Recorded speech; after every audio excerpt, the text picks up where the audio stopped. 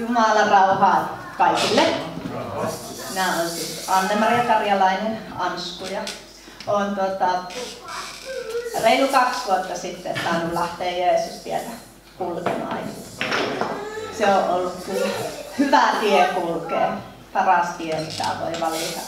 Sitä ennen elin ihan täysin maailmassa. Ihan melkeinpä tietämättömänäkin, jos nyt Suomessa voi sanoa, että ei tiedä Jeesuksesta mitään, mutta ei ollut mitään semmoista taustaa tai ei ollut sitä kiinnostusta, että olisi ottanut asioista selvää. Elin kyllä, olin ja olen varmaan vieläkin, mutta silloin hyvin syntinen ihminen ja elin just semmoista elämää, mistä Raamatussa puhutaan, että mitenkä ei pitäisi tehdä. Niin oli kyllä hyvin paljon syntiä minun elämässä ja sitä tein kyllä ihan, se oli semmoista tietoista syntiä, että kyllähän se omatunto on jokaisella ihmisellä ja tietää, että se on väärin, mutta ei ollut minkäänlaista halua parannukseen, vaan se oli elämää, tuntui, että haluaa elää. Se oli sellaista, että ikään kuin eli viimeistä päivää, jos näin voi sanoa, että ajattelin, että mitä enemmän on kaikkea kokemuksia, niitä maailman kokemuksia, jos mä huomenna kuolen, niin sitten olen vähän saanut senkin asian kokeilla. Eikä minkäänlaista pelkoa ollut.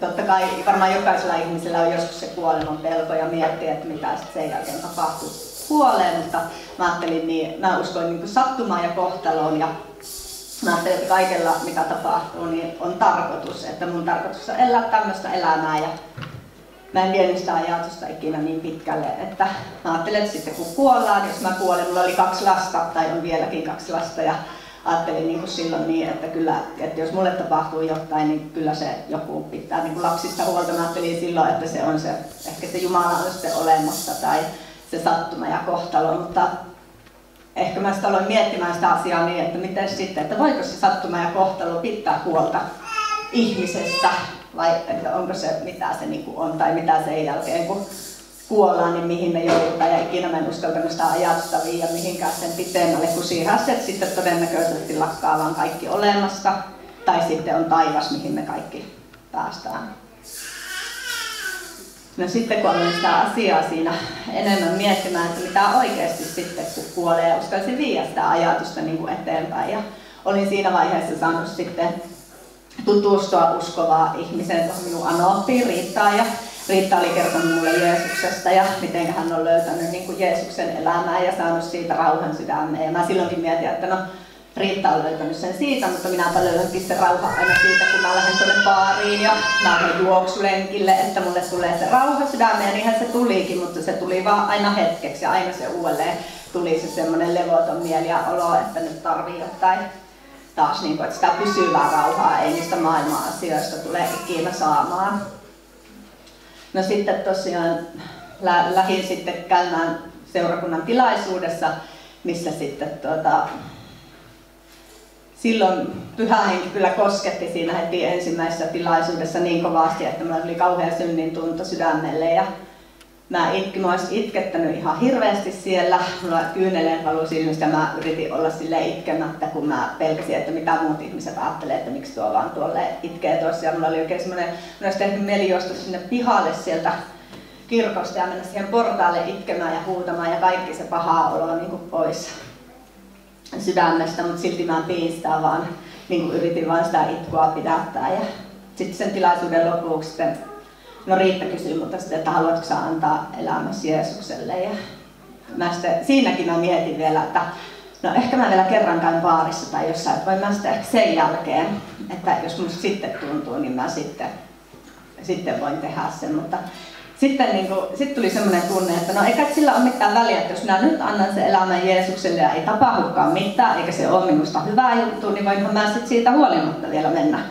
seuraavana viikonloppuna sinne baariin. Ja niin mä sitten rukkoiltiin, syntyi se rukkous siinä ja sitten tuli semmoinen rauha sydämeen. Ei voi vielä siinä hetkessä sanoa, että en kokenut mitään, että olisin täyttynyt Pyhällä Hengellä, mutta siitä lähti se kasvu.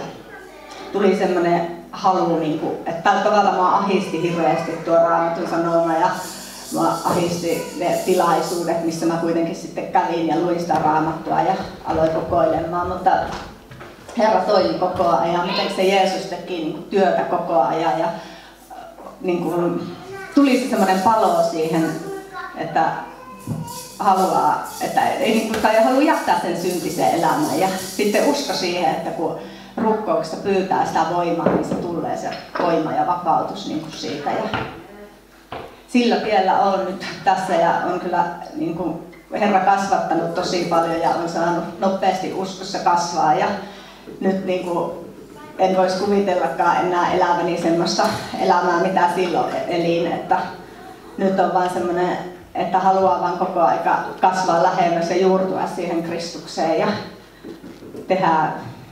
olla Jumalan palvelija. Ja se elämän tarkoituskin löytyi siinä, että sitäkin moni ihminen jatkuvasti miettii, että mikä on elämän tarkoitus, mutta minkä takia se Jumala olisi meidät niin tänne maailmaan luonut, että ei varmaan sitä meitä itseemme varten, että me saataisiin tyydyttää niitä omia haluja, vaan niin kuin Jumala on luonut meidät muita ihmisiä varten ja itteensä varten, että me saataisiin olla Jumalan lähettiläitä ja työkavereita täällä maan päällä. Mä voisin lukea vielä se tuosta Raamatusta.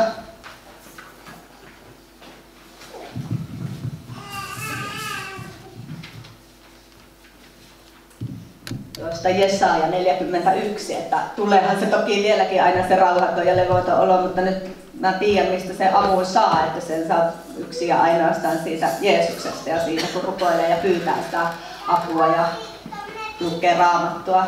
Mutta tämä on mulle semmoinen tosi, että miten tästä Raamatun kohdasta tulee semmoinen rauha ja tietää, että ei tarvitse pelätä mitään, että silloin kun on kuuliaisena kulkee sitä Jeesus-tietä, niin silloin saa rauhan sydämeen ja voi olla levollisin mielin. Eli Jesaja 41 ja 10. jae.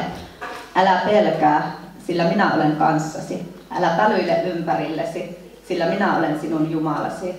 Minä vahvistan sinua, minä autan sinua, minä tuen sinua vanhurskauteni oikealla kädellä. Eli silloin kun kuljetaan Jeesus-tietä, niin meillä ei ole mitään hätää.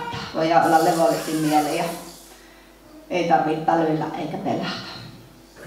Amen.